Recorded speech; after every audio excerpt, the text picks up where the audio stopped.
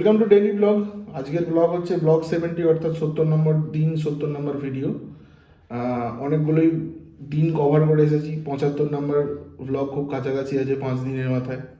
যাই হোক, আজকে ডেট হচ্ছে 1 ফেব্রুয়ারি 2025। আজকের দিন হচ্ছে শনিবার, আর এখন বাজে হচ্ছে 11টা 20। যাই হোক, কালকেই সরস্বতী পুজো। এবার যা গোছগাছ সমস্ত কিছু আজকেই ম্যাক্সিমাম আছে।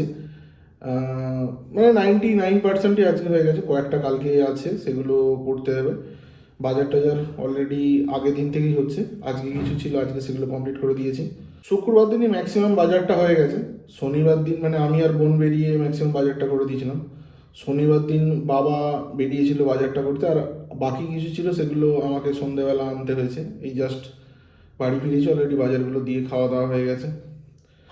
তা আজকে সকালে উঠেছি মোটামুটি 9টার সময়, উঠে মুখ টুক ধুয়ে খাওয়া দাওয়া করলাম, জল খাবার করে। যেহেতু কালকে সরস্বতী পুজো, আজকে টোটালি নিরামিষ। এবার সকালবেলা উঠে জল খাবার টল খাবার খেয়ে একটু বেরিয়েছিলাম, ওই কয়েকটা জিনিস কেনাকাটা ছিল।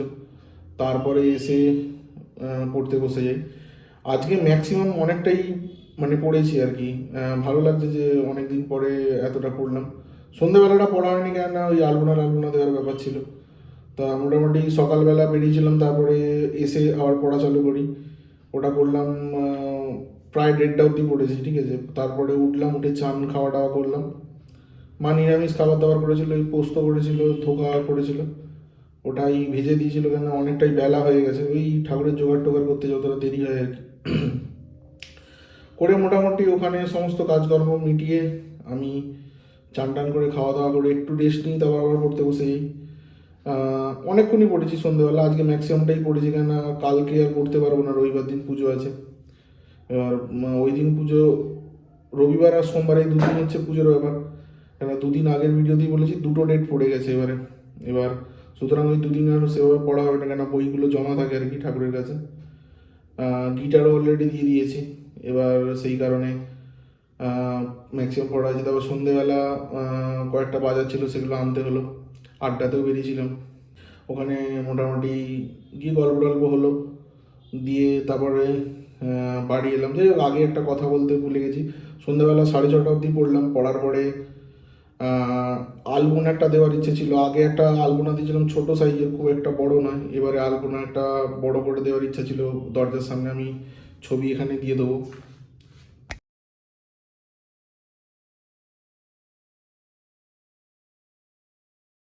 কেমন লাগলো অবশ্যই কমেন্ট করে জানাতে পারো। আলপনাটা খুব ভালো আমি দিইনি, অবশ্যই স্বীকার করছি, কিন্তু অনেকটা বড় ছিল। আর দ্বিতীয় কথা হচ্ছে একটু মেজারমেন্টের ব্যাপার ছিল, তা এতটা মানে এত বড় আগে কখনো করিনি, এবছরই করলাম। এবার আলপনার মেন ব্যাপারটা হচ্ছে, যেটা আমার মানে পয়েন্ট অফ ভিউ, যে আলপনাটা তখনই প্র্যাকটিক্যালি সাকসেসফুল মানে একটা তো লেয়ারে লেয়ারে হয়, মানে একটা লেয়ার হলো, তারপর একটা লেয়ার, তারপর আবার একটা লেয়ার, তারপর আবার একটা লেয়ার, এইভাবে চলে। এবার যতক্ষণ না দেখে ফিউজ হয়ে যায় যে এটা কীভাবে প্র্যাকটিক্যালি সম্ভব, মানে কোথা থেকে শুরু করেছে কীভাবে শেষ করেছে, লেয়ারগুলো বুঝতে পারবে না লোকে, তখনই আমার মনে হয় আলপনাটা সাকসেসফুল। মানে এত কমপ্লিকেটেড হয়ে যায়, লেয়ারের পর লেয়ার, লেয়ারের পর লেয়ার করতে করতে। লেয়ার মানেই বলতেছি না রঙের লেয়ার, মানে একটা ধাপের প্রথম একটা আঁকা হলো, তারপরে সেইটাকে একটু জটিল করা হলো, তারপর আরও একটু কমপ্লেক্স, আরও একটু কমপ্লেক্স করতে করতে লাস্ট ফাইনাল আলপনাটা আসে। তা আমি সেরকম প্ল্যানিং করছিলাম। তা অনেক দিন পরে একটা জিনিস দেখে খুব ভালো লাগলো, যে ক্রিয়েটিভিটিটা এসেছে। আমি কিন্তু এই আলপনাটা কোথাও ইউটিউব বা গুগল ক্রোম বা পিন্টারেস্ট যা বলো, যেখান থেকে ছবির মেনলি কালেকশান আসে, সেসব কোথা থেকে দেখে করিনি। এটা টোটালি আমার ক্রিয়েটিভিটি থেকেই করেছি আর কি। জানি না কতটা প্র্যাকটিক্যাল লাগলো, খুব কমপ্লেক্স নয়, ড্রয়িংটা খুব ইজি। তা মোটামুটি লেয়ারকে লেয়ার, মানে প্রথম একটা লেয়ার করলাম, তারপর আবার প্ল্যানিং হলো যে না এইটা যদি আর একটু এরকম করা যায় আর একটু ভালো হবে। এরকম করতে করতে জিনিসটা এই স্ট্রাকচার এসে দাঁড়িয়েছে।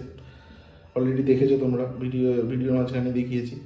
করতে করতে ওটা প্রথমে বললাম কি চকে করছিলাম। এবার ব্যাপারটা হচ্ছে কিছুটা ভগবানের ইচ্ছা থাকলে জিনিসগুলো প্র্যাকটিক্যালি নামানো যায়। আমি কেন বলছি, এবার চকে আগে ইউজ হতো, এবার এখন তো প্র্যাকটিক্যালি চক একদম ইউজ বন্ধ হয়ে গেছে। আমিও কলেজ পাস আউট হয়ে গেছি, এবার বাড়িতে পড়ি, আমারও লাগে না। এবার বোনও কলেজে চলে এসছে, ও ওরও খুব একটা চকের ব্যাপার নেই। স্কুলে মানে আমরা কী করতাম, এই টিচাররা যখন আসতো একটুখানি করে চক রেখে দিত, বা সেই ভেঙে যেত কিছু চক, সেই চকগুলো নিয়ে চলে আসতাম। আবার কিছু কিছু সময় টিচারদেরকে বলতাম যে স্যার একটা চক দিন, বা হাফ কিছুটা চক, মানে চক দিন স্যার একটু, ভাঙা থাকলে দিয়ে দিল, বা কখনো কোনো গোটাও দিয়ে দিয়েছে। তা সেই রকম কোনো সিচুয়েশান তো ছিল না। এবার বাড়িতে আমি বোনকে বললাম যে চক তো একটু লাগবে, কেন চক ছাড়া বেসিক ডিজাইনটা করাই যাবে না। তা ও আমাকে ছোটো ছোটো এইটুকু টুকু 3-4টে দিল। সেটা তো আমার আঁকাটা মানে 4 ভাগের 1 ভাগ করতেই শেষ হয়ে গেছে। এবার ভগবান ক্রমে আমি প্রচুর ডোয়ার টোয়ার হালটালাম, হালটে দেখলাম যে মানে খোঁজাখুঁজি করছিলাম আর কি, হালটালাম বলতে খোঁজাখুঁজি করতে দেখলাম দুটো ঠিক এই মাপের চক আমি পেয়ে গেলাম। অদ্ভুত ব্যাপার, মানে ফাইনালি পেয়ে গেছি, এটা আমার বিশাল লাগলো যে না, মানে আর কিন্তু পাইনি, এক্সেস হয়নি আমার, পুরো প্রপার যতটা দরকার ততটাই লেগেছে। দিয়ে মোটামুটি ডিজাইনটা কমপ্লিট হয়ে গেল। তারপরে ব্যাপারটা হচ্ছে সন্ধ্যেবেলা বেরোনোর গল্প আছে, আর ওই ডিজাইনটা যেখানটা আমি এঁকেছি সেটা বাড়ির খুব মানে একদম মেন দরজার সামনে। এবার ওই জায়গাটা তাড়াতাড়ি না সকালে খুব বাজে ব্যাপার হয়ে যাবে। এবার আমি সেই কারণে অ্যাজ আর্লি অ্যাজ পসিবল, মানে যতটা ফাস্ট করা যায় ততটা আঁকছি। এবার কার্ভেচার যেগুলো আছে সেগুলো এমনি আমার প্র্যাকটিস নেই, ওইগুলো যারা আঁকে তাদের একটা হ্যাবিচুয়েশন ব্যাপার থাকে। এবার আমার সেরকম ব্যাপার নেই, যখন এই কার্ভগুলো করছি মানে কাঁপুনি চলে আসছে, ভাইব্রেশন, যে কারণে কয়েকটা জায়গায় একটু গন্ডগোল হয়ে গেছিলো, পরে আবার সেগুলোকে ঠিক করতে হয়েছে, যে কারণে একটু মোটা মোটা হয়ে গেছে। এবার তুলি মানে যেহেতু আমি হ্যাবিচুয়েটেড না, প্র্যাকটিস নেই, প্রথমে মোটা তুলি নিয়েছিলাম, সেটা দেখলাম এক্সেসিভ মোটা হয়ে যাচ্ছে, মানে যে টেক্সচারগুলো আসছে আর কি। তারপরে ধীরে ধীরে ধীরে ধীরে একটা মোটামুটি মেজারমেন্ট ওয়াইজ তুলি একটা মিডিয়াম সাইজ পছন্দ হলো, যেটা প্র্যাকটিক্যালি করা গেছে আর কি। দিয়ে ওটা খুব তাড়াতাড়ি করতে, যে মানে অ্যাকচুয়ালি হয়তো নামাতে প্রচুর সময় লাগতো, সেটা আমি যতটা তাড়াতাড়ি পেরেছি করেছি। করার পরে মানে হাতে পায়ে মানে তাও ঘন্টা 2-2.5 এর মধ্যে 2 ঘন্টার উপরে লেগেছে। করার পরে যে ওই ফেব্রিক কালার কিনে এনেছিল, কেন জিঙ্ক অক্সাইড এখন তো আর কেউ চাল গুঁড়ো করে দেয় না, জিঙ্ক অক্সাইডে মেনলি আলপনাটা করে আর কি। এবার আগে খুব জিঙ্ক অক্সাইড ইউজ করতাম যখন ছোটো ছিলাম, পুজো টুজো করতাম। সরস্বতী পুজোটা আমি বায়না করে স্টার্ট করি আমাদের বাড়িতে, আগে জেঠুদের বাড়িতে হতো। তারপরে আমি শুরু করলাম, তখন বোন অনেকটা ছোটো আর কি, অনেক দিন আগের গল্প। তারপরে প্রথমে অ্যাকচুয়ালি জেঠুদের বাড়িতে হতো, সেখান থেকে দেখে দেখে আস্তে আস্তে বায়না করতে করতে একটা টাইমে আমাদের বাড়িতে শুরু হয়। হতে হতে আজকে এতটা বড় হয়ে গেছি। তখন এবার যখন আমি প্রথম শুরু করেছিলাম তখন বোন খুব ছোটো ছিল। এবার মনে আছে তখন ওই চাল গুঁড়ো হতো না, ওই জিঙ্ক অক্সাইডেই আলপনাগুলো দিতাম। খারাপ ভালো বলছি না, হয়তো খারাপই হতো। এবার এখন তো আর জিঙ্ক অক্সাইড সব ইউজ হয় না, ফেব্রিক কালারে করে দেয়। এবার সেই জন্য এবার ডিজাইনটা একটু ভালো হলে দেখতেও ভালো লাগে, টিকে যায়। যে এবার খারাপ জিনিস হয়ে গেলে আবার তুলতে হবে, খুব বিচ্ছিরি ব্যাপার। এবার সেইটা একটা চাপ ছিল। এবার ধীরে ধীরে করলে কি হয়, যে মানে রাউন্ড শেপগুলো বা যেগুলো কার্ভেচার সেটগুলো আছে ওগুলো মানে বাঁকা চোড়া হয়ে যাওয়ার টেন্ডেন্সিটা বেশি। যত তাড়াতাড়ি করা যাবে, তাড়াতাড়ি করলে প্রবলেম আসে তোমার। এমনি কালারও কম ছিল, যে জলে মিশিয়ে মিশিয়ে করতে হয়েছে। যাই মোটামুটি যত তাড়াতাড়ি পেরেছি করেছি। তাও 2 ঘন্টা একঠায় বসেছিলাম তো, কোমরে টোমরে ভালোই ব্যথা ব্যথা লাগছিলো আর কি।